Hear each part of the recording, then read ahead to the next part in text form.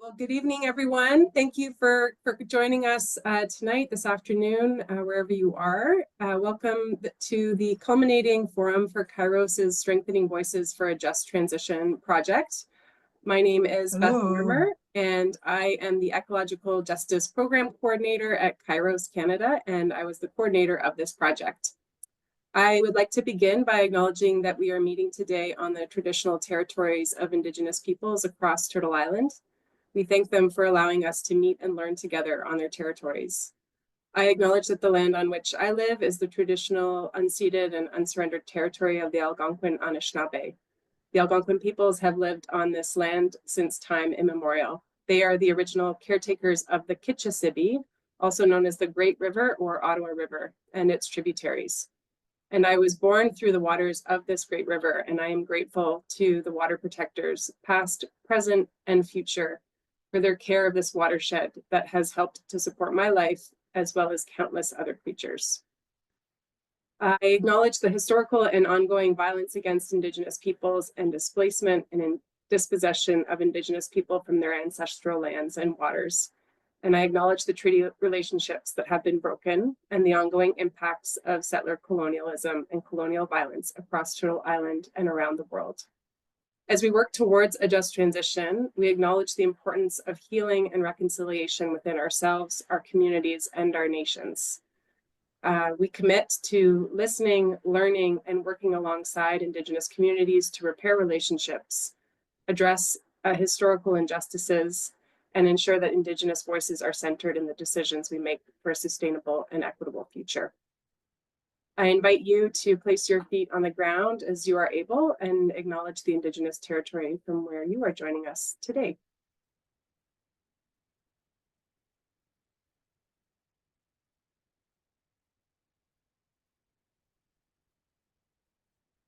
Thank you. And before we move on, I just wanted to review a bit of housekeeping for tonight's forum. This forum is being recorded and will be made available to everyone who registered in a follow-up email. It will also be hosted on KAIROS' YouTube channel, so stay tuned for that. Please keep yourself muted while speakers are presenting. The chat is enabled for tonight's event, so you are welcome to use it when we prompt people to ask questions of our speakers or to share information later on in our agenda. We also have a graphic recorder who you might have noted on your screen already. Devin Kerslake is with us tonight. Devin will be capturing the presentations and reflections visually throughout the event. If you would like to follow the graphic recording, you can pin Devin to your screen, kind of to the top of your screen. I believe Devin is near the top right now. I will perhaps just pin them there, there, so you can look to see what you're looking for. So if you just hover over the top right-hand corner of your screen, the three dots, you can select from the menu to pin them, and then they'll just always be there. If that is a distraction, just don't do that, don't pin them. And at the end of tonight's program, we will show you just a sneak peek for everyone to take a look at of that graphic recording. So it's entirely optional to pin if you'd like to. Tonight's forum is a culminating event for KAIROS' Strengthening Voices for a Just Transition project. KAIROS is a faith-based organization that unites a network of churches, Indigenous-led, and global partners, migrants, and others in action for ecological justice and human rights. I'm just noticing something on my screen here. There we go, sorry. This project aimed to strengthen community dialogue on just transition and nurture a cohort of young adults to communicate and advocate for the future in their communities. KAIROS' work for just transition recognizes the importance of supporting workers and communities in impacted industries, and also seeks to strengthen just transition policies and programs with principles from Indigenous peoples, young people, and those most affected by climate change.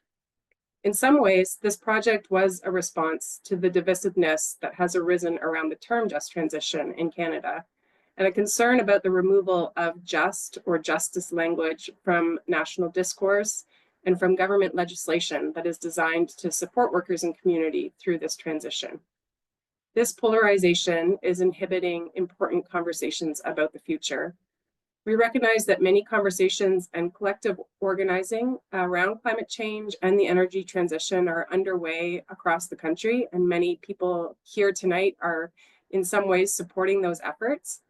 But we also know that people in other regions of the country are feeling left behind. Some elected officials are denying climate change and ignoring the need for constructive dialogue and strategic planning for communities who will be impacted. We hope support for further dialogue can help to address these barriers that is delaying progress towards collective well-being for all. The transition from our dependence on fossil fuels offers a unique opportunity to reimagine so much more about our economy, society, and relationship with the planet. Social dialogue can help us develop a common language about this time of change and ask ourselves, what are the things we want to uplift and carry through this transition? What reorientation of values can and should take place? What structures need to be dismantled? How can we use this time of transition to address multiple intersecting crises at once? There are mechanisms already established to convene tripartite dialogue between labor, government, and industry, and we need to ensure that those processes are fully funded and delivered. But we also need to strengthen broad social dialogue that will bolster and support this time of change. As part of this project, community dialogues were held in Saskatoon, Edmonton, and Sydney, Nova Scotia. The dialogues were intended to build a space where the socioeconomic dimensions of the transition could be discussed alongside the industry and labor impacts. In each location, we worked with local organizers to bring together a broad tent of community representatives who could speak to these issues and share their concerns, hopes, and visions for the future. We did not always maybe get the mix right, and there certainly could always be more people in the room, but we recognize that these dialogues were just one small contribution to other local efforts. The dialogues included a mix of speakers, small group discussion, plenary conversations, and visioning exercises about the future of the community or region. KAIROS is working on a final report to highlight the key learnings and insights from the dialogues, and we look forward to sharing it with you and elected officials in the coming months. But tonight we wanted the opportunity to connect with some of the people that were part of this project and to share some of those insights in a space where we could just be together to talk about it. And as another part of this project, we also supported a cohort of young adults from the dialogue locations with a learning and skill building series on climate communication and advocacy. 3 of those young adults are with us tonight and will share some reflections with us shortly. The learning series took place from July to September, and one of the exercises that the group undertook was to write their climate story. Stories are an important tool in communicating climate change and our concerns for the future effectively. They build connections and help people see an issue from a different perspective. Sharing our own personal story can be powerful, and when engaging with others and with elected officials. To that end, I'm going to invite Magdalena Bukes, one of the participants from Edmonton Treaty 6 territory, to share her climate story with us now.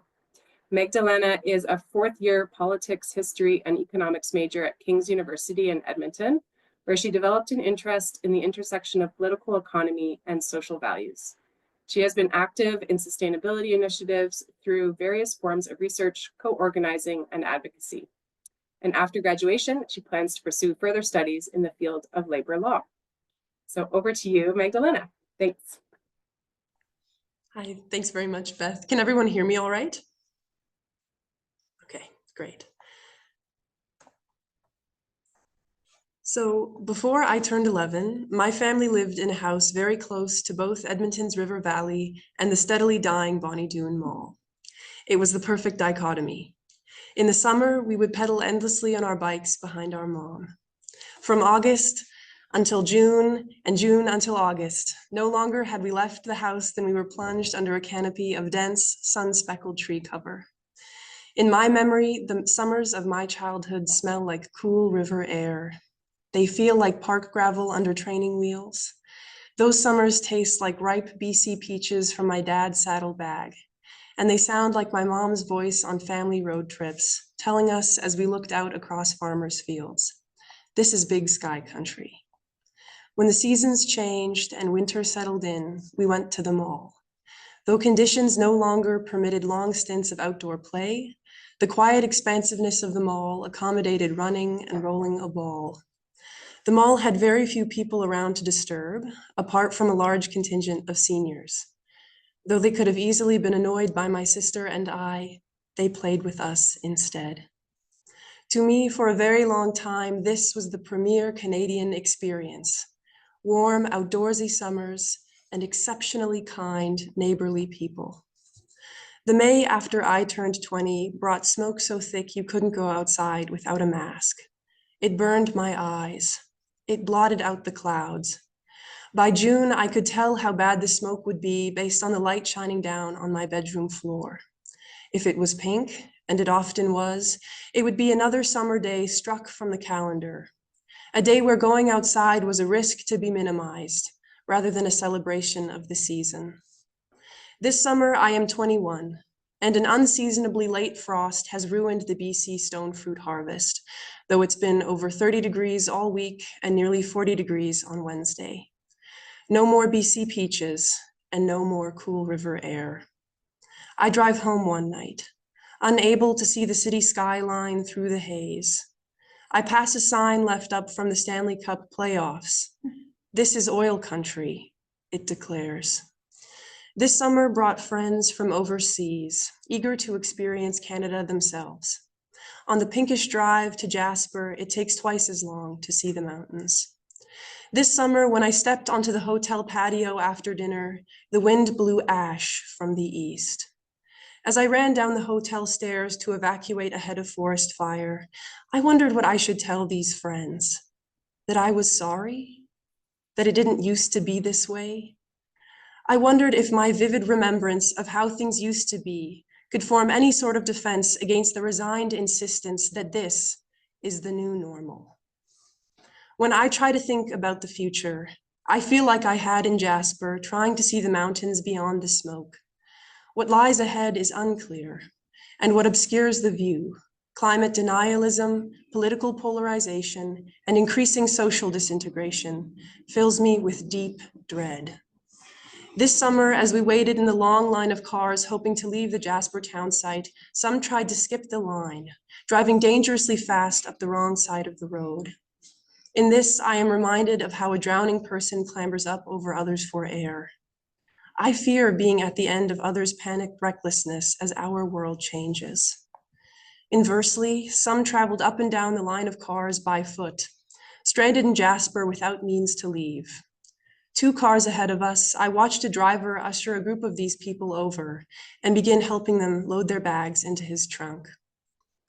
Remembering this, I nurse the quiet hope that strangers can be kind, and that in crisis, we can look out our window and see our neighbors in need of a hand, not merely obstacles to be overcome as we race to the front of the line. This summer, after 3 hours of sleep on the side of the road in Valemont, a woman crossed the street to offer us a cup of coffee in her kitchen.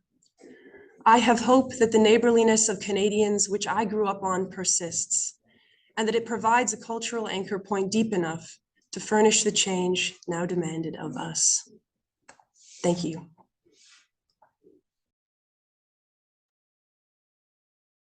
Thank you, Magdalena.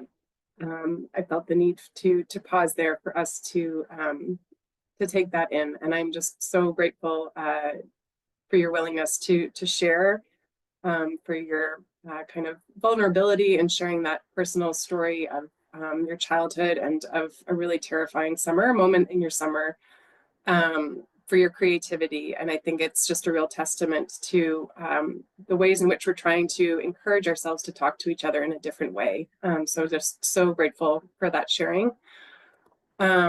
I'm now going to introduce 2 more participants who are sitting on either side of Magdalena.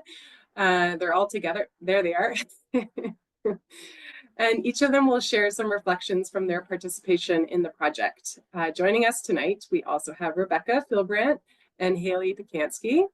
Rebecca is studying politics, history, and economics at King's University in Edmonton as well. She is interested in anti-capitalist systems, municipal government, and community governance. In her free time, she enjoys reading, walking in Edmonton's River Valley, and riding her bike. And Haley is a climate organizer from Treaty 6 with a background in environmental humanities. She is a member of Climate Justice Edmonton and the Association of United Ukrainian Canadians Youth Council, and is the founder of Wait Inclusive Alberta. So grateful to have you all together. So let's start with Haley, because she was right there on the camera. And Haley is going to share what surprised her about the dialogue in Edmonton, or what stayed with her. So go ahead, Haley.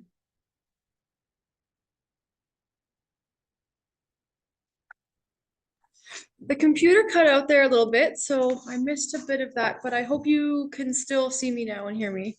Okay, sounds good. You're good. Okay, all right, sounds good. I think the dialogue came at a really good time in Edmonton because it happened right after the forest fires that Magdalena was talking about. So I think that was definitely in the minds of a lot of people going into the dialogue, especially as we've had a lot of governmental changes and provincially and federally. So some of the key takeaways for me, unsurprisingly, people are worried and they need that support, right? Depending on the communities we saw. So we saw a lot of rural communities show up. We saw Indigenous communities show up, labor, faith communities. A lot of people were all talking about that they are worried and that they really need support to get things off the ground. So on that note, there are a lot of initiatives happening. There's a lot of local efforts on the ground. And sometimes what we heard in the dialogue was that people really needed to get that little boost, that push of support from bigger institutions, from the government, from their schools, from their larger institutions at large. Because there are so many local initiatives that just need a little bit more effort put into them. I think the dialogue was a really good connector in that sense too. Here, I'm just grabbing my notes, sorry.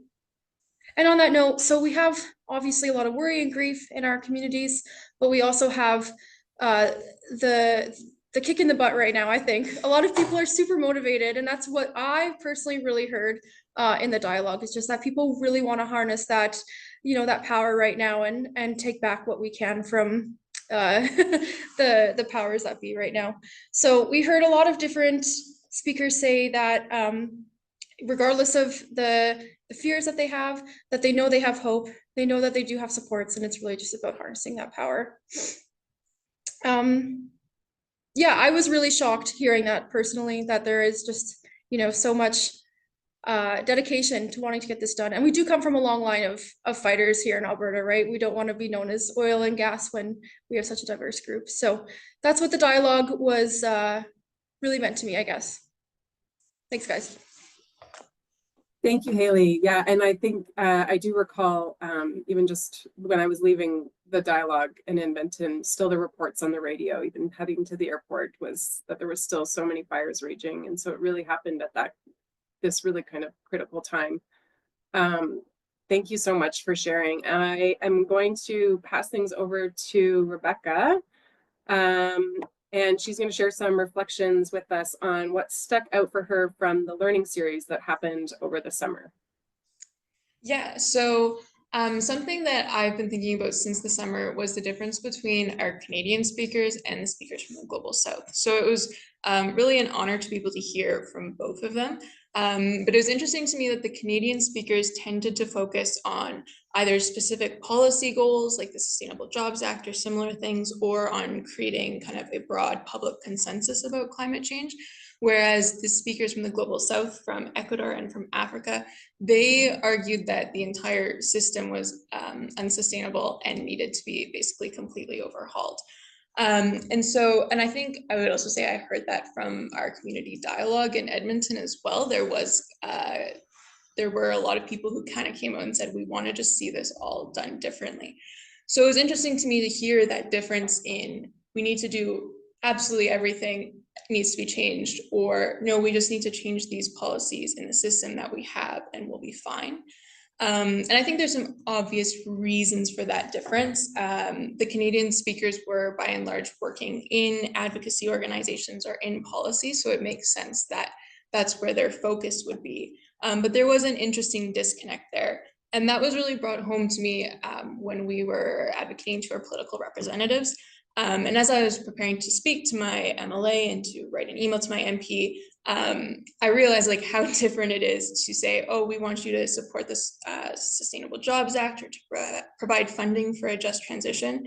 The difference from that to saying, you know, we need a completely new economy that prioritizes care work in the environment over, you know, economic growth.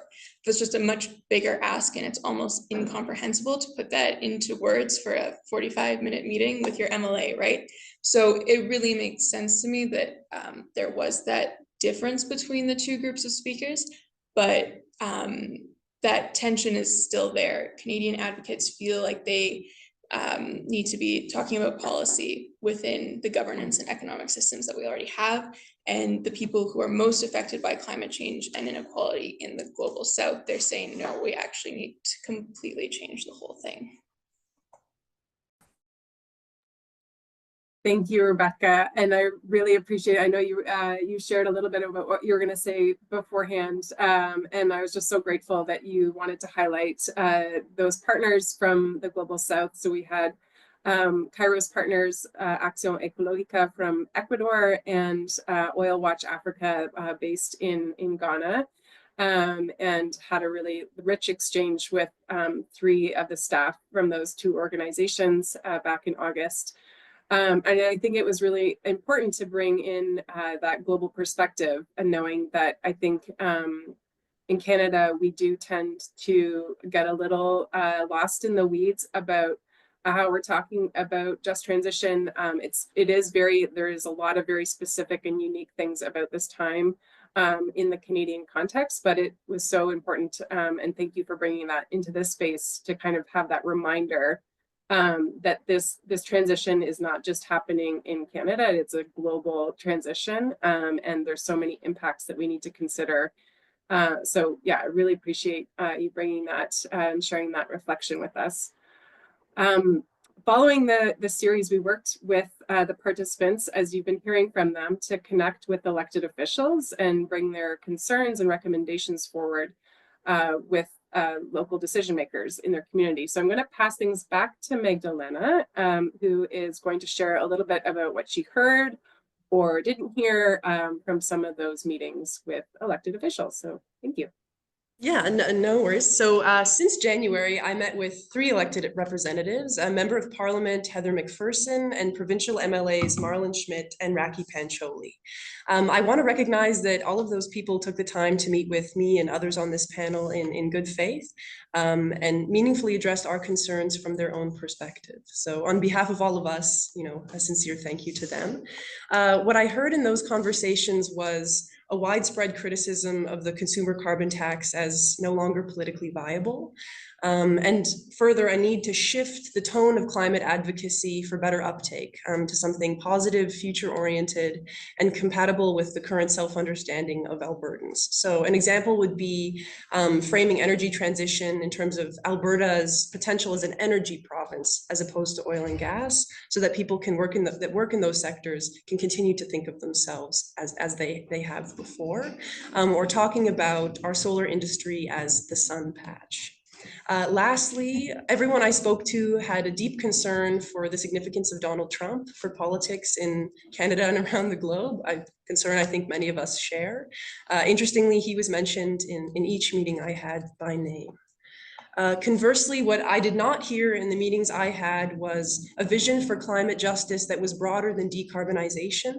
In using the phrases climate justice and just transition expressly in the meetings I had, what I heard back was a series of answers related almost exclusively to things like solar panels, carbon pricing, and electric vehicles.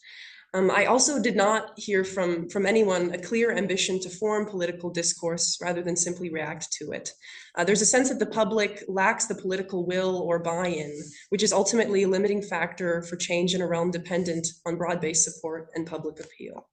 So kind of what all of this tells me is that the urgency of change is outpacing politics as usual in a way that challenges our policymakers. All three of the leaders I spoke to expressed a desire to champion positive change, but the need to do so in a politically viable way at a time when what is politically acceptable is going through tremendous change, led broadly by the far right, puts us on the back foot in a real way. What this tells me is that the realm of the possible is still too narrowly conceived in Canadian politics. Just transition is not merely a call to consider the mechanisms of change, how in terms of efficiency and technological adaptation, but also change for who in terms of those currently on the societal periphery, and change of what in terms of the societal structures that keep them there. There is a perception that reaching beyond these horizons is politically risky and ultimately undesirable, and this may be where we come in. As youth, people of faith, members of KAIROS, and active participants in other communities, we must continue the work of fostering new imagination amongst fellow Canadians and impressing upon our policymakers the importance of creative, proactive, and transformative change.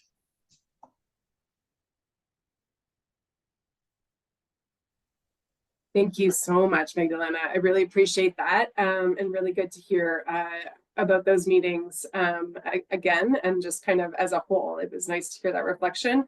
There's a little question in the chat about what about the Conservative MPs and MLAs, and I don't know if any of you want to comment on that. There were efforts made, and there's been no response as far as I'm aware, but I don't know if Haley or Rebecca wanted to comment on their efforts or anything they might have heard or not heard back. Yeah, I mean, that's a well-spotted kind of discrepancy in who we were able to get into contact with. Yeah, so we met with my MLA, I'm from Edmonton, so she was NDP. I contacted my Conservative MP probably 3 weeks ago, and I didn't get a response to my email requesting a meeting. I did follow up with a phone call, and his staffer expressed interest in a meeting, but basically said that at this point, he's just very busy basically flying back between Ottawa and Edmonton, and that it's a very busy time, and they'll contact me when he's available, which so far hasn't happened, which I think it is understandable in this kind of time of federal politics. So there wasn't complete silence there, but I think it was also just a logistically challenging time to be trying anything. Yeah, we picked a winning time to do advocacy work, didn't we? Yeah. Yeah, Haley. Yeah, I was in the same boat. So I live in a kind of rural area outside of Edmonton, all levels of government, obviously being Conservative there. So trying to reach out to all of them, I heard nothing back. I did kind of pull some teeth and try and get one of my MLAs to get back to me, maybe just by annoying him too much. I have some family connections there. Absolutely nothing. So I think it's definitely showcasing just how hard it is in this climate, especially because a lot of the Conservatives in my riding have a lot of quite radical right conservative conspiracy views, and it's it's sad that climate has become really part of that narrative, and I'm happy that we still have some people who are able to contact their representatives. Thanks. Yeah, well, thank you to all three of you. So glad you could be here to share tonight, and all in person in the same room.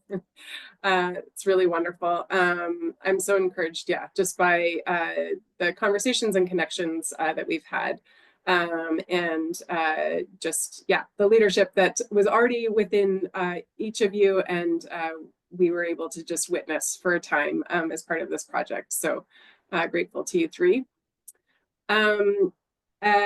So we're going to move on to some other speakers that were part of the project, and it's been a priority, as I kind of mentioned in our introduction, and part of kind of a pillar as part of KAIROS's work in this area to center voices and perspectives of young adults, but also of Indigenous peoples, of equity and climate justice advocates, and the voices of those most impacted by climate change in Canada and in the Global South.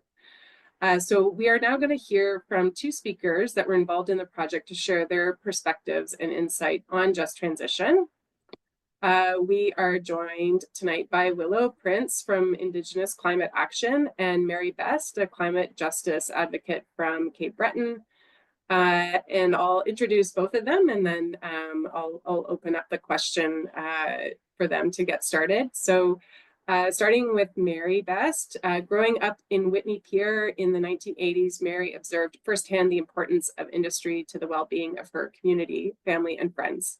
She also saw and experienced the downside of extractive economies, negative health impacts, environmental destruction and pollution, infrastructure impacts, and poverty. Her strong connection to the land and love of books framed an early understanding of the need to find balance between sustainable growth and community well-being. She currently works as a climate lead with the Clean Foundation, supporting community-level climate work, sits on the Lumiere Cape Breton board, and holds the position of vice chair for ACAP Cape Breton. She has an honors BA in gender studies from York University and continues to participate in formal and informal training relating to climate science, communications, and community development. Willow Prince is Carrier DeKel from Northern British Columbia and is currently working as the education coordinator with Indigenous Climate Action, where they continue to amplify Indigenous voices and climate justice through the development of educational resources. And I know prior to this role, they were the facilitator of the Climate Leadership Program with Indigenous Climate Action. And through that program, Willow was honored to connect with Indigenous folks across Turtle Island who are committed to taking genuine climate action in their communities and beyond. So thank you, Mary and Willow, for being with us tonight. A big part of the community dialogues was encouraging participants to reflect and envision the future that they want to see, and to think about what it would look like to address all of the concerns that we hold for the future with our shared values for equity and Indigenous rights, ecological integrity. And so that's kind of where I wanted to share a question with both of you for tonight, to just open it up for sharing. So maybe Willow, we can start, you can start us off by sharing a bit about what your vision for the future is. So what does a successful just transition or just transitions look like to you? Yeah, thanks for that, Beth. Mary, lovely to share some space with you as well today. I had the great honor of participating in this KAIROS project a few months ago, and I did a presentation around Indigenous-led just transitions and kind of the principles that underlie that. And when I think about a future, when I think about climate justice, it's sometimes when we use these phrases or terminology in like these broader climate justice discourses, it kind of takes us a few degrees of separation from what we actually mean. And so when I think about climate justice, or when I think about, you know, a healthy, living, reciprocal relationship with the land, you know, I think about Indigenous people from wherever they come from being able to take care of their lands in the ways that they always have. You know, I think Land Back truly is one of the biggest initiatives that we can take towards a just transition. And when we think about a just transition as well, we need to understand that it's about so much more than just jobs and labor. And we really need to emphasize that just piece and what justice looks like enacted in real time and enacted on our lands, wherever we are. And so when I think about just transitions and climate justice, I think about equitable change that is able to address these historical harms from that we've inherited and are currently contending with in this energy era that we are facing with oil and gas across Turtle Island, across the world, you know, and the forms that are taking shape in more recent times, such as liquefied natural gas or LNG, and these other projects that are still extracting from the land and further displacing those who have had these historical relationships with the land, who have held the language of the land and know how to translate the needs and the wants of the land that they come from. And so I think about this equitable change that addresses these historical harms and the revitalization of the relationship to the land that is so necessary for us to actually meaningfully enact a just transition wherever we are. And so that comes back to a lot of place-based leadership, that comes back to female, femme, and queer leadership as well. These leaders that have, been a part of our community since time immemorial and offer us different ways to see the world and to be in relationship with it. I think about the climate crisis that we're currently facing as a massive crisis of imagination, because so many people are not able to envision or dream of a world outside of capitalism, outside of colonialism, and the different faces that those things are taking in our communities today. And we need our dreamers, we need visionaries, we need creatives, we need these people who are able to picture a life outside of all of this, and, the people that can make that a reality. And so I think about just the ability to dream and allowing yourself is something that is so actively prohibited under capitalism, like we're supposed to just be burnt out and tired, and we're supposed to stop caring about everything else outside of our jobs. And so when I think about a just transition, I know that it is so much more than labor, and I think about it as actually a labor of love, and just that this comes from a deep reverence to the land and all the beings that we share this earth with. And I think about Indigenous-led just transitions as a love letter to future generations, because we see what's going on now. We see the harms that we've inherited from the people that came before us, as well as what we're currently facing today in life. And we change things, we need to act differently to have a different future. And this is where that creativity is so essential in everything that we do, and holding space for people to envision and then anchor these realities and to make them real, to make climate justice tangible, to make land back real, and to see Indigenous people being able to take care of their lands in the ways that they always have. And I think a lot about how climate justice is inextricably linked to Indigenous sovereignty and cannot be separated from that. And I think a lot about being from Northern British Columbia and the different symptoms of colonization that my family and my communities have faced, and a lot of harm that I've experienced in this life as a result of decisions that were made before I was even born, before even my parents were born.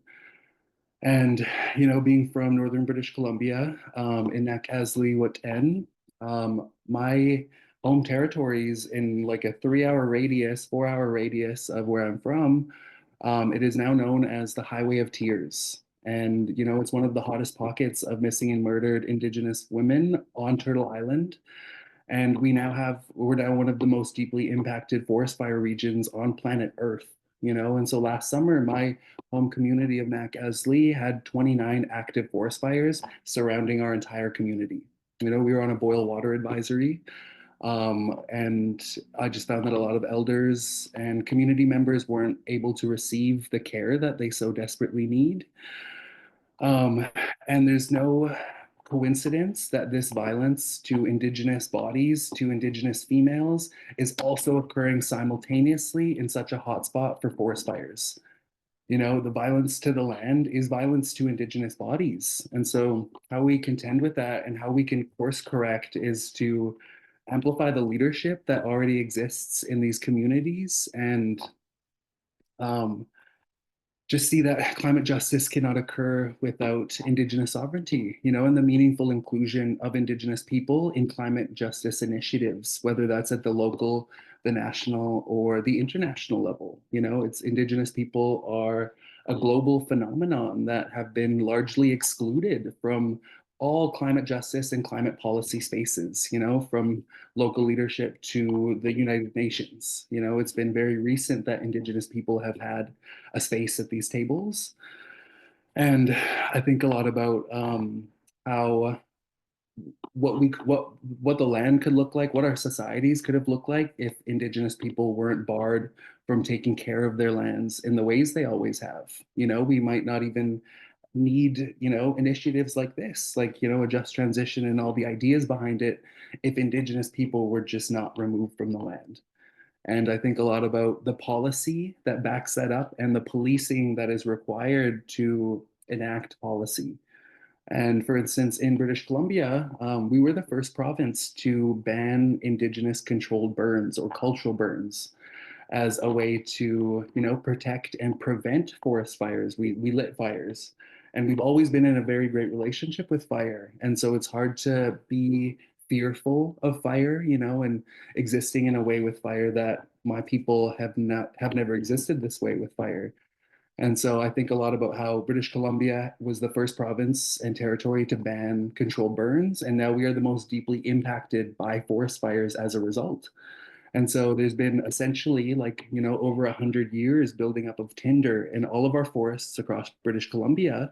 And now as a result, we're getting absolutely annihilated by forest fires every summer, and I think about this forest fire season being so normalized when, I'm only 28 years old, but I remember, times when we didn't have forest fire season. We'd have one maybe here and there, but for it to be so massive and so normalized is terrifying, And so when I think about climate justice, I know that it cannot occur without Indigenous sovereignty and the meaningful inclusion of Indigenous people in all climate justice initiatives.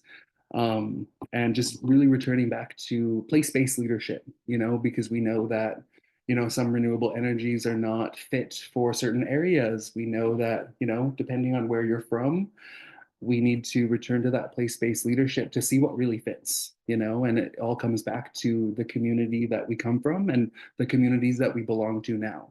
And that is where we'll find the answers and the solutions for climate justice and what that can look like on the land. And I'll pass this back to Beth.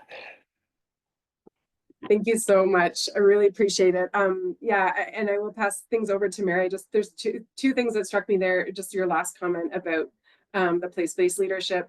Something that came out so much across the dialogues was that and something that came out in your presentation with during the learning series is just that there's a multitude of transitions that will take place. It's not just one. Some are going to be Indigenous led, some are going to look different. They're going to happen in different ways and at different paces. And so it's important for us to kind of remember that multitude of transitions and possibilities, but to remember kind of the core things of what you're saying around climate justice needs to be threaded throughout all of them. And I also I wanted to note your comment about visioning and the creativity. This part of bringing that exercise into the community dialogues, the visioning. I appreciate there's a comment in the chat from one of the participants who appreciated that activity, but in reading the evaluations, it was really hard. We don't have that language. A lot of people found that exercise very challenging. They appreciated the opportunity to do it, but what we learned was that we just don't have enough spaces to do that type of work collectively or even on our own. And so thank you so much for raising that part. It's so important, I think, to this work and something that we really need to work at as a society. So Mary, I'll pass things over to you. Same question. What does successful just transition look like for you, or what are your kind of vision for the future? What would it look like? Yeah, I thank you so much, Willow. That was beautiful, and it's also lovely to share space. Interestingly, we're as far away as potentially possible in terms of Canada. Turtle Island makes it a little bit bigger, but but we're pretty far away from each other. But we're very aligned in terms of what I think just transition has to look like. And part of what, as you were speaking, many light bulbs were going off, but one of the things I settled on was use the word extraction. And by definition, extraction is taking something with no reciprocation. There's no relationship. It's just taking something, usually by force, with effort. It's difficult. And I think that when you look at Western colonial views of relationship to even just, the land, there's a whole kind of sociology kind of thought process where we take the land and make it into something we can own, something we can rent, something that has a purpose beyond just existing. And I think that having grown up on the land with my grandmother, I think everything I take is also something I give. There is no situation where I can live a good life and just take. And unfortunately, that's what capitalism does. That's what colonialism does. And one of the reasons that Duncan Campbell Scott wanted to quote unquote kill the Indian and the child was literally to set up the conditions so that capitalism and Western colonialism could thrive, and the resistance posed by not just Indigenous people, but their worldview, the way that they still, in many cases, see and experience the world as being part of it and not separate from it. I think that, yeah, you can't be extractive if it's part of yourself because it is a relationship. So I found that really thought-provoking. Again, thank you for that. Before I go further, I live in Mi'kma'ki, and I'm going to put a link to Whose Land in case you don't know what people live where you live. I am very lucky to also have grown up with Mi'kmaq people, and I'm African Nova Scotian. And so one of the things I found interesting, I think Rebecca was speaking to the idea that there's this dichotomy, like, do we just throw everything out and start from the ashes, or do we change policies and kind of tweak things to make them better? And she noted a difference between the global north and the global south. I think that difference is in the global north as well. I think as an African Nova Scotian person, as a person who's grown up in community and relationship with Mi'kmaq folks, we also, in a lot of cases, think we need to just rewrite the whole process, because again, we're starting from this extractive space where we are not the planet. So if we're starting from a place where we can use and we can extract and we can destroy, then that system looks very different than a system where we're part of the planet. But in terms of just transition, I said this in the Cape Breton panel, and I stand by it. I think part of the reason there's so much resistance to just transition, largely like center-right difference, is because we think about it as a box. It's not a box, it's a process. It's not a thing that exists in a stagnant, stable, static space. It's a process of changing from what we are now to a space where the world, the relationship that we have with the world and each other, functions for what we need to do to inhabit justice in all of our actions, not just climate justice. So that might look very different for my community here on Cape Breton Island than it looks for Willow's community, than it looks for any community of the people that we're speaking with today that are on this call. And I think part of the problem, many problems with the current colonial structure, is that we do have this very top-heavy rule. So we have Canada, and Canada creates these rules about how people will live and the programs and services that are offered, and that filters down so that the same rule has to happen, the same process has to happen in Cape Breton as happens in Victoria or in Saskatoon, and they're very different. They're different spaces, different people, different ecologies, different biospheres, different hunting opportunities, fishing opportunities, different forests. You can't expect processes to be the same. And so I think any transition has to come from the people, and we have to be giving them something, opportunity, hope. So I do enjoy that somebody said it has to be future positive. I think that's true. I think my own story is I was very resistant to change because I thought people were taking things away from me when the industry was shutting down, and it took a very long time to realize that there was so much more on offer. Yeah, I don't know. That's great. Thank you so much. Yeah, and I appreciated your kind of like unapologetic use of just transition in the Cape Breton dialogue, and I think it's something that there's a comment in the chat about the semantics of just transition, and like this is not the point of this time. We need to just whatever we want to call what we're trying to do to build up society that's going to support people, let's move with it. But in my kind of opinion, and like I think what a lot of people are noticing is just transition has that framing to help us get there. So anyway, Yeah. If I could just say, like, just transition is not about labor. Part of the problem is that we make it about labor. So, and I worked with the Council of Canadians for a while on their just transition campaign, and a lot of that is about labor. The Sustainable Jobs Act is about labor, but that's because people are reduced to labor in a capitalist society.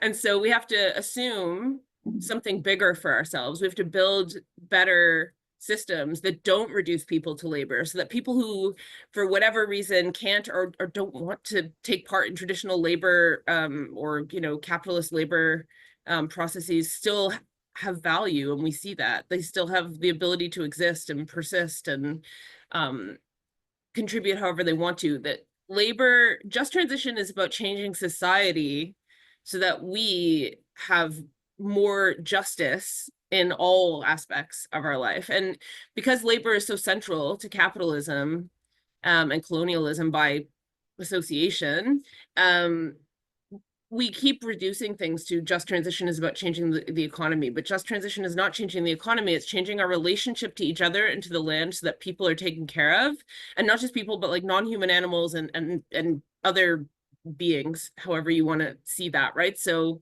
I think part of the trap is if we accept the assertion, this is my debate my debate person coming out. If we accept the underlying assertion that this is about labor, then what we accept is that people are only valuable as labor. And that we're more than that. And yeah, I mean, we can have a longer conversation about like whether or not labor is something we want to stick our pin in, but yeah, just to say that. Great. Yeah, thank you. Yeah, and I think maybe just to kind of keep us on this track and to bring in some of the work that you both do, or kind of just your experiences in your communities where you are and what you're witnessing, is kind of thinking about like the vision that you've been bringing into the conversation. What is one step that you would take to kind of, or what steps is your organization taking to kind of make this vision a reality? So maybe Willow, I'll pass it back to you. Yeah.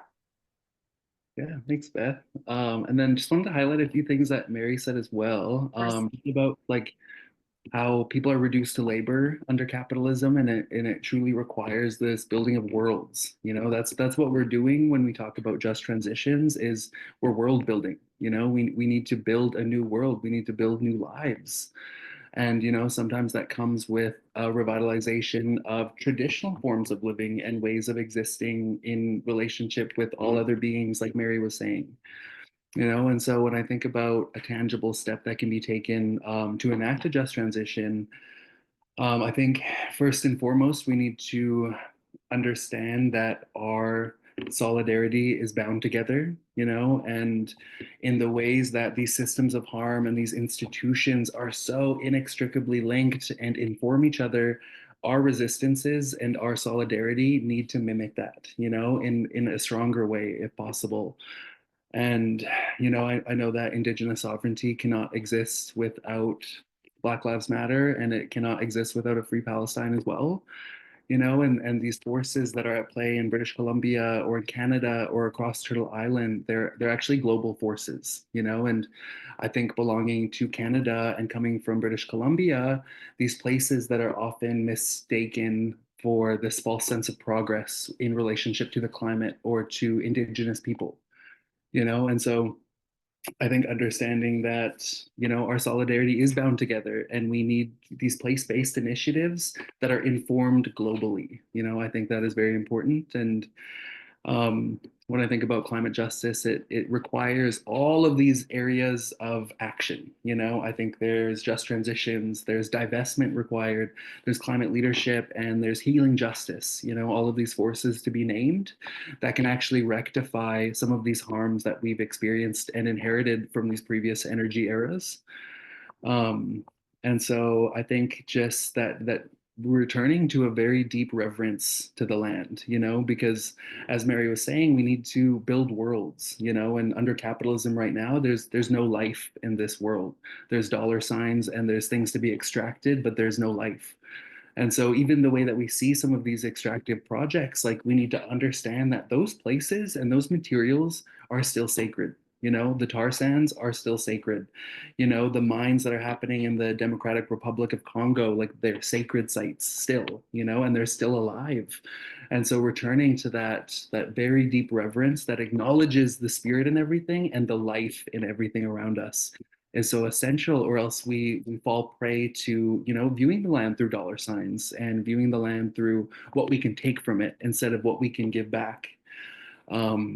You know, and I think as well, like being able to enact climate justice, like we cannot wait for lip service from politicians and policy changes, you know, we'll die before that ever happens. And so it really is about being able to enact this change for your communities, for your families in real time on the land, you know, because we also deserve to enjoy the fruits of our labor, you know, in this lifetime. And yeah, so I think that climate justice cannot occur without all of these other avenues of action that we can take to, you know, actually enact climate justice and what that can look like. Yeah, I think that's about all for me. Thanks so much, Willow. Yeah, and something that's come out for me there, that kind of maybe priority for ourselves is something that Mary spoke to as well, about that, you know, we can go nowhere until we recognize that we are part of Earth, right? And that kind of healing work within ourselves to kind of recognize that relationship is the start. Mary, I don't know if you have any closing thoughts, insights that you wanted to share about where to next. So I was kind of looking at the comments as I was going, and as I wrote, disagreement is important. Part of the reason we're in the kind of circumstances that we're in now is that people just yell at each other and they don't speak to each other to share their views and their heart and their expertise so that we can make better plans. If I have a plan, and I want to do something because I see some end result that's great, but I know nothing about how to get there, and you do, I want to hear why my plan will fail so that we can get there together. So absolutely, always tell me when you disagree with me. But two of the things that I saw in the chat, one is, do we abandon people who are kind of lost to capitalism? I don't think anyone's lost to capitalism, but I'll get there. And the other comment that was made, interestingly, is about the history of union, the strength of unions on the East Coast. My grandfather was actually the president of District 26 Miners Union here. I grew up at strikes and on picket lines. And as I kind of, as was indicated in my bio, Beth read, my community very much depended on industry, and I know that I am here because industry existed. I don't think we abandon people. I think part of the problem also, I used to work in employment services, and one of the things that happens when big industries like the fishery starts going down, or the steel plant closes, or the mines close, is that governments create policies because they're assuming that labor is the goal.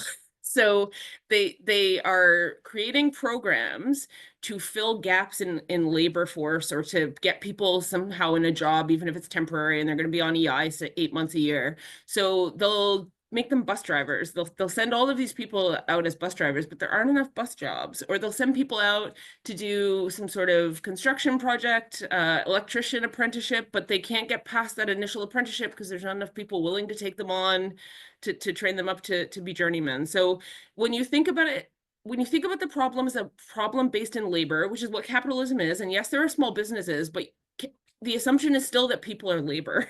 I'm not saying that that's necessarily, like, that small businesses are as bad as, you know, corporations, but if you start from the position that the problem is a labor problem and not a relationship problem, then your solutions are going to be to fill the gap of labor. And that does not take into account the reality of people's lives. So yes, I can go train as I don't know what you would call it across the country, an 18-wheeler. There's class A for, you know, one license, whatever, an 18-wheeler. You can become an 18-wheeler driver, but then you might have to move to Alberta from Cape Breton and completely extract yourself from your community in order to extract payment from a capitalist society. So can we do better? And if we think about this as something where we're supporting our community, we're reimagining what our community could look like. We're not just trying to fill gaps in the existing labor force or short-term solutions to big problems. We're actually thinking about what our community looks like in 10 years. And we're building the skills and the infrastructure or relationships, which is really all that is fancy infrastructure is relationships, physical things in relationship, to become better. So I would ask, as the next step is for us to really take a minute to think about what we want and how we get there, what we want for our community. In 10 years, what do I want for Cape Breton? Do I want people to be moving away and half the time on EI and reliant on, you know, short-term jobs, or do I want people to be able to stay here and be in community and take care of themselves and their families? And so, yeah, like my first step is for us to start thinking about social programs as social programs and not labor gap mitigation efforts. Yeah. Thank you so much, both of you. And yeah, it is kind of spurring a lot of interest and comments in the chat, which is great. I'm just so grateful for both of you, the different kind of moments that you came into the project, and for you both to be here tonight. And I hadn't thought about the geographic juxtaposition, but glad that we have these voices from both shores with us. I just saw a comment in the chat about a fear that we're losing our voice in this time of a lot of kind of political uncertainty, and kind of just doubling down on fossil fuels in our country and elsewhere. And so I think that's a great segue.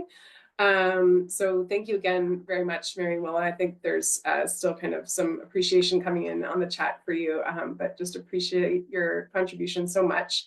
I'm going to call Alex Poole-Fergus to join in now to pick up a bit on that point about what can we do in this time of so much noise about other things. And kind of picking up on how we can turn these visions that we have for the future into a reality. How is it possible for us to advance just transition in this particular moment, this current context in the Canadian political landscape and also globally? So, so grateful to have Alex here. Alex is with Climate Action Network Canada. She is a political organizer, climate policy enthusiast, mother of two, bicycle rider, and avid reader, though not necessarily in that order. And she tries to honor the unceded Anishinaabe territory on which she lives and grew up in what is currently called Hull, Quebec. So thank you so much, Alex, for being with us tonight. I'll pass things over to you to share some reflections with us on that Sure, point.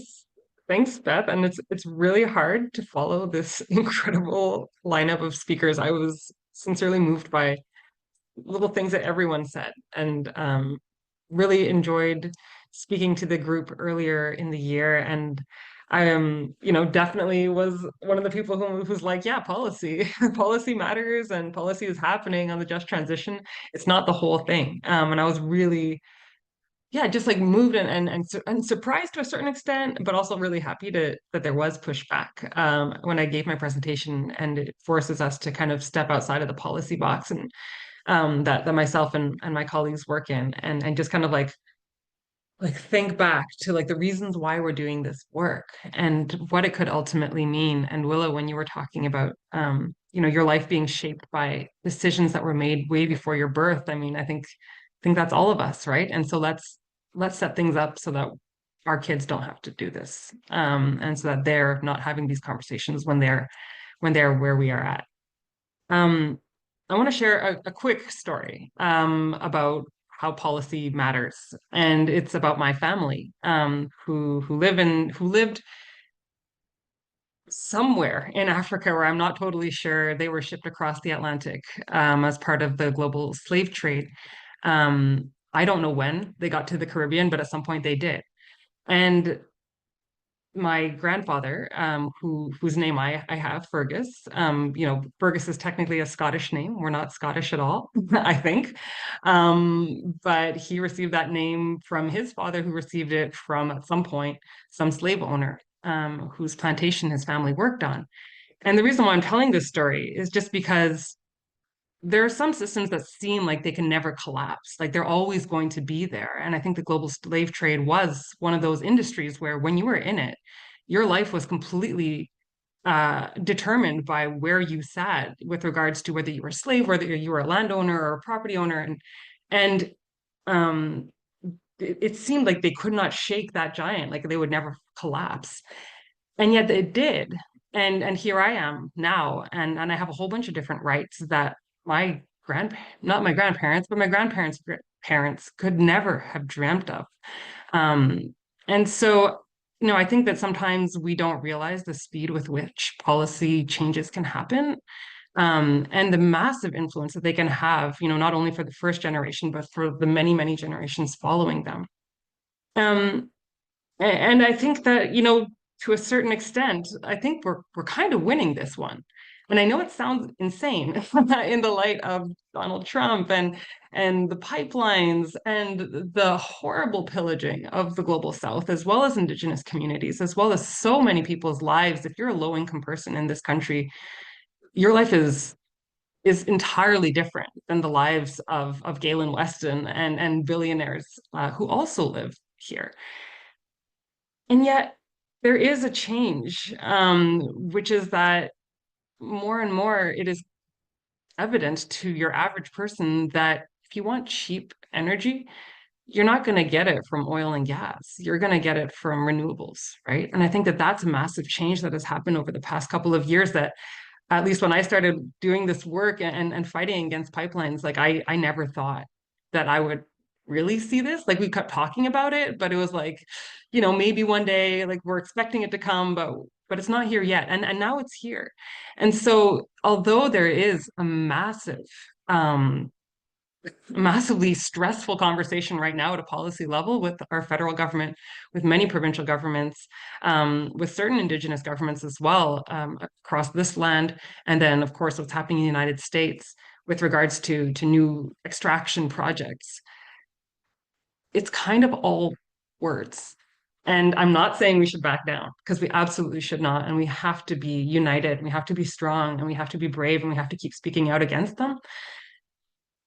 But the project proponents aren't there. And there have been so many catastrophic failures of massive pipeline projects, massive oil extraction projects. If you're thinking of Baie du Nord, thinking of Energy East, I'm in Quebec, the gas project called GNL Québec. There are so many other ones too that just like didn't make sense. People lost at their own game, right? So like they were saying, oh, it's gonna make a lot of money for whatever people or for these companies, and it's going to create all these jobs, and they just like never materialized. And because there have been so many of those failures, I think that people now are like, okay, sure, like you want to talk about Energy East, like okay, like let's talk about Energy East.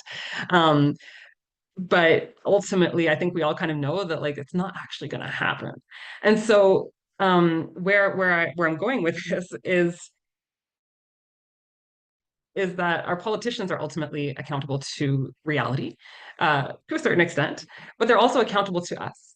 And we are entering into a phase of, at least in my lifetime, I think, unprecedented questioning of where do we want to go as a country. And I think that like much of that is due to Donald Trump, of course, but I think also lots of it is just due to like all the different conversations that have happened over the past couple of years.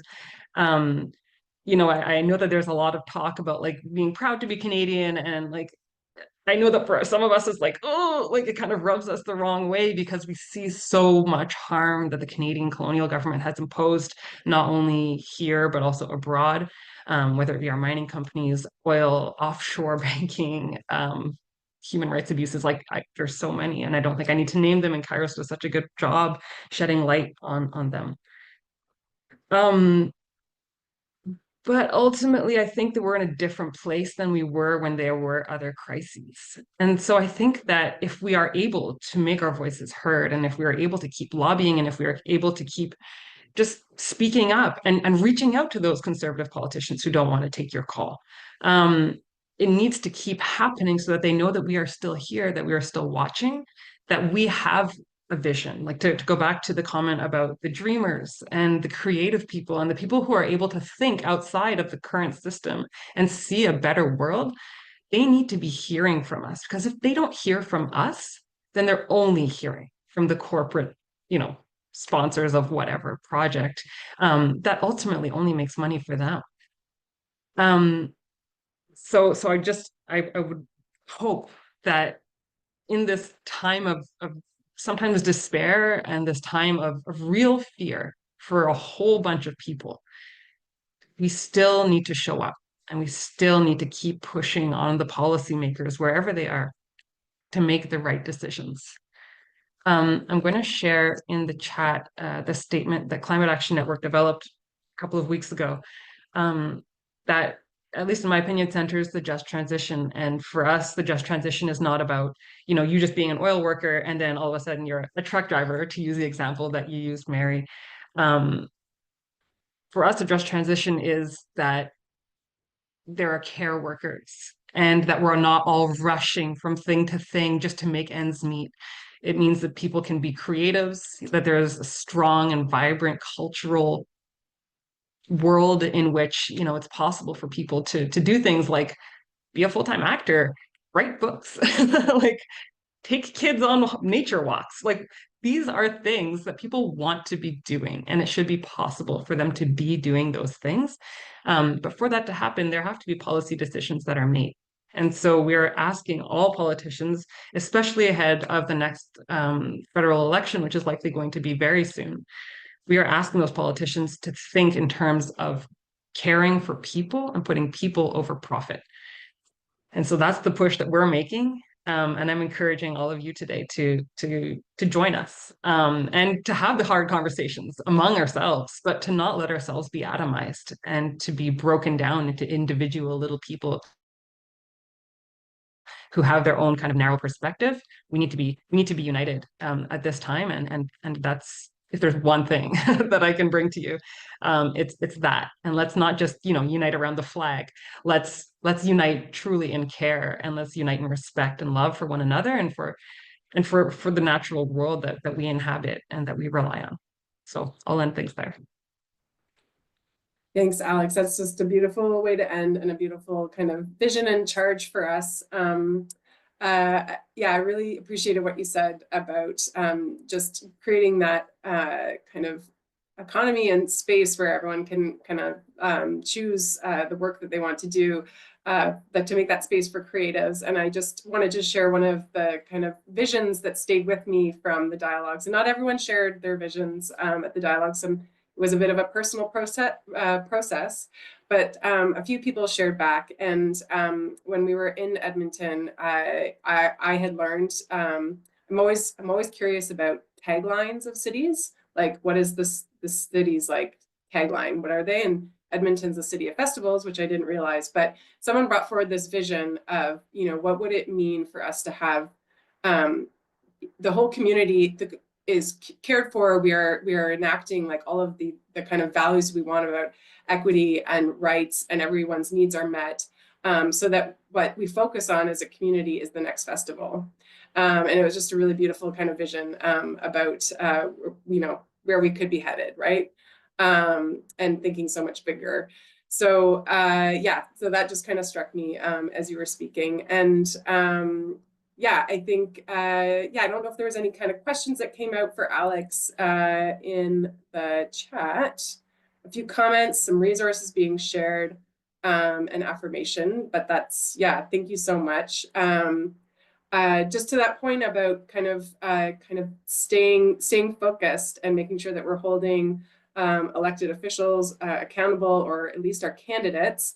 I just wanted to share a few ways in which we're going to support our network in the coming months.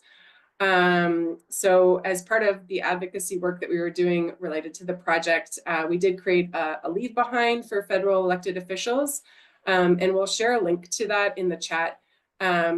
It's going to shift and change as everything is shifting and changing, but we wanted to share that with everyone, and we'll send a link to it in our follow-up email. And it just outlines some of the key areas for government investment and policy around a just transition, including some positions that are being championed by the networks that KAIROS is a part of, including Climate Action Network, but also things from the Green Economy Networks, our common platform. There's calls in there for a youth climate core, so I encourage you to take a look at that. KAIROS will also be issuing an election toolkit in the coming weeks in anticipation of our spring federal election, or whenever it shall fall, but the winds seem to be blowing in the spring. And this toolkit will include questions around a just transition as well as other pillars of KAIROS's work. But it will include questions, for example, like asking your candidate when they come to the door, what will you do to promote and support social dialogue on the energy transition in your riding? You could ask them that. Or how will they be supporting youth and young adults in the transition to renewable energy and a shift in the economy? Do they support the Youth Climate Core? Things like that. So please stay tuned for that piece, and we'll make sure that that's up on the KAIROS website and shared out with our network. And as this project is wrapping up, advancing a just transition in the federal election will be kind of our next focus for KAIROS in this work. But as mentioned earlier, we are drafting a final report about this project that will include more detailed learnings and records of the community dialogues. We'll be highlighting some of the similarities and differences between the dialogue locations, and also include some of those recommendations for policymakers and for ourselves in trying to kind of reconcile our relationship with the economy that we've become so dependent on. KAIROS is committed to supporting more social dialogue beyond the scope of this project. And in our initial proposal, we had hoped to convene a community dialogue in Sarnia-Lambton.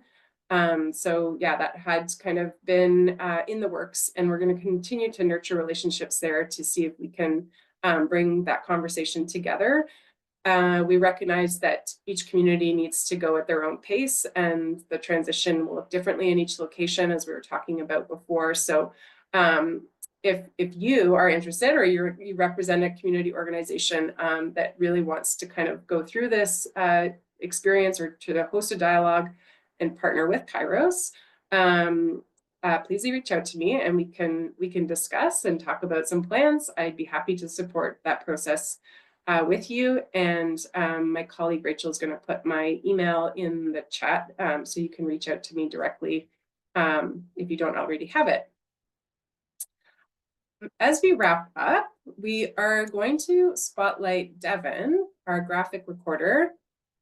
So she can show you what she's been able to capture at tonight's event. So we're just going to hold that image up there for everyone to kind of take a peek at. And Devin, you can scroll in on different parts of it if you want. I'm just going to kind of go through the thank yous. So I'd like to thank tonight's speakers for joining us: Haley Pansky, Magdalena Bukes, Rebecca Fuelbrandt, Willow Prince, Mary Best, and Alex Fergus. Thank you, Devin from ThinkLink, for capturing this forum visually. Thank you to the KAIROS team for supporting tonight's event, Shannon and Rachel. And we are grateful to the community partners in the territories where dialogues took place. So I wanted to mention Climate Justice Edmonton, Indigenous Climate Action, the Climate Change Task Force, Unamaki Cape Breton, and for the very committed volunteers who helped to shape and host the community dialogues with KAIROS. So thank you, Nick, Mark, Tylene, Jamie, Rebecca, Haley, Eric, Catherine, and Emily. I was so grateful to work with you over the course of this past year. If you're here tonight, And if not, I hope your ears are burning as I thank you online. And we'd also like to thank the Catherine Donnelly Foundation for their financial support of this project. We are grateful for their commitment to support efforts to mobilize public opinion that will support a just transition. So grateful that we have that support from funders to be able to do this work. And finally, I would like to just thank all of you for joining us tonight. It is a busy time and we are often overstimulated by everything that's happening in the world. So I really appreciate you taking the time to tune in with us tonight and be part of the conversation. And look forward to seeing you again soon. Thank you so much.